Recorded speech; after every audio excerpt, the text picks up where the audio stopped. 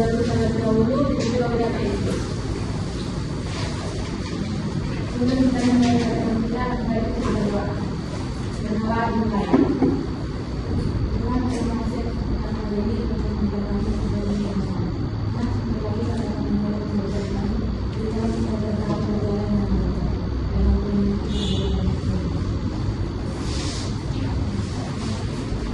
sebelumnya udah ada yang bertemu dengan Miss? Belum, Miss. Perkenalkan nama Miss Gabriela Syayan, bisa dipanggil dengan Miss Gabriela. Di sini ada pengurus kelas. Ada. Nanti yang tidak ada bisa dikabarin ibu ya.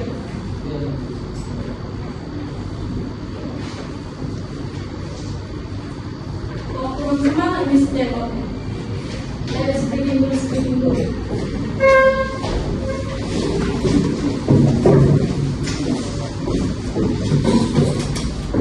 Sepertinya ini tulisan buka tutup bertepuk tangan, buka tutup bertepuk tangan, digulung kulung sambil tersenyum, digulung kulung sambil tertawa. 1, 2, 3 ya. Buka tutup bertepuk tangan. Buka tutup bertepuk tangan. Digulung-gulung sambil tersenyum. Digulung-gulung sambil tertawa. Di sini ada materi kita hari ini. Jadi materi kita hari ini tentang menulis cerita pendek atau cerpen berbasis pengalaman kita. Tujuan menulis cerita pendek terbagi menjadi 4. Yang pertama, memahami pengertian cerita pendek atau cerpen. Yang kedua, mengenal unsur-unsur kembang cerpen seperti tokoh, latar, alur, tema, dan amanat. Yang ketiga, mengembangkan pengalaman pribadi menjadi sebuah cerita yang menarik. Yang terakhir, menulis cerita dengan mengungkap peristiwa yang utuh dan jelas. Di sini paham anak-anak? Ada yang bisa membaca pengertian? Silakan.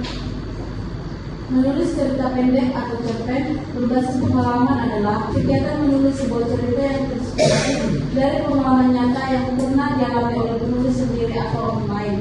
Pengalaman tersebut kemudian dikembangkan dengan menambahkan unsur-unsur cerita seperti tokoh, latar, alur, konflik, dan amanat sehingga menjadi sebuah cerpen yang menarik untuk dibaca. Terima kasih atas berikan tulis. Di sini ada manfaat terbagi menjadi 8. Yang pertama, melatih kemampuan menulis. Yang kedua, mengembangkan kreativitas. Yang ketiga, meningkatkan kemampuan berbahasa. Yang keempat, mengungkapkan pengalaman dan perasaan. Yang kelima, menambah kosakata. Yang keenam, melatih daya ingat. Yang ketujuh, menumbuhkan rasa percaya diri. Yang terakhir, memberikan pelajaran atau nilai moral dari pengalaman yang dia dapat. Di sini bisa ada sebuah contoh cerita pendek. Tolong kita sama-sama baca yang kanan. 1, 2, 3 ya. Sahabat terbaikku, aku memiliki sahabat bernama Sinta. Kami duduk di kelas yang sama dan selalu belajar bersama. Sinta adalah anak yang baik, rajin, dan suka membantu teman. Suatu hari, aku lupa membawa buku tugas bahasa Indonesia. Aku sangat panik karena hari itu tugas harus dikumpulkan. Aku takut dimarahi oleh guru. Melihat aku kebingungan, Sinta segera membantuku. Ia meminjamkan bukunya agar aku bisa mencari tugas yang ketiga.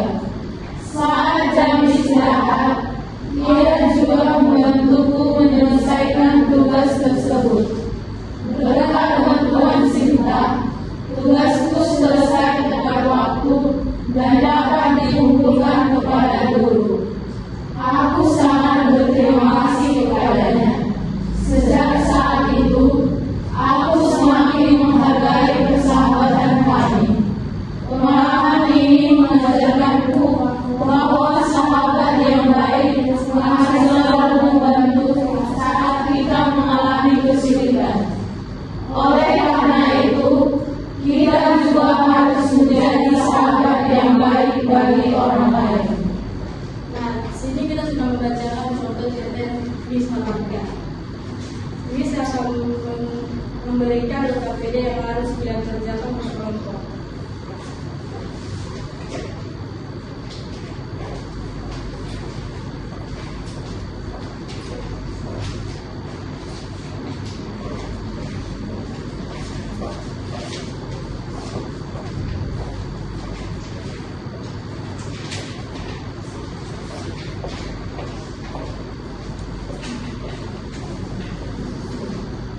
Miss beri waktunya selama 3 menit.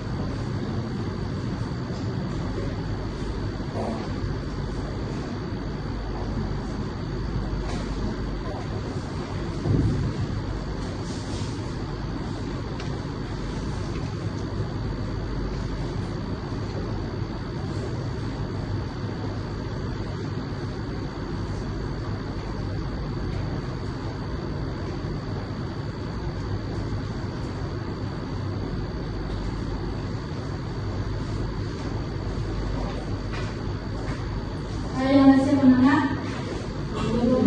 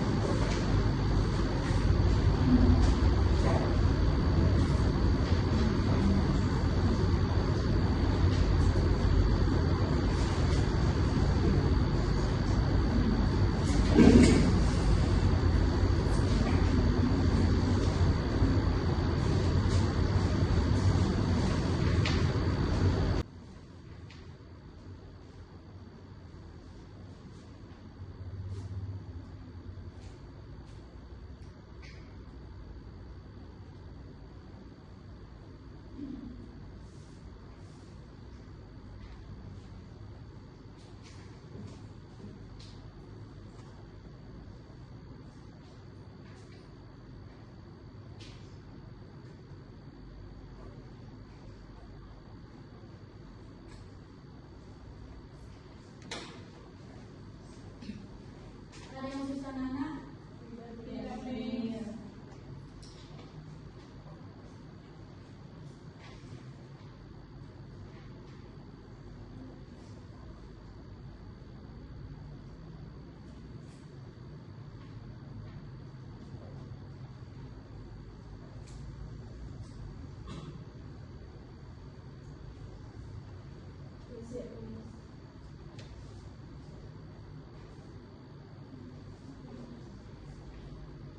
Ada yang masih anak-anak?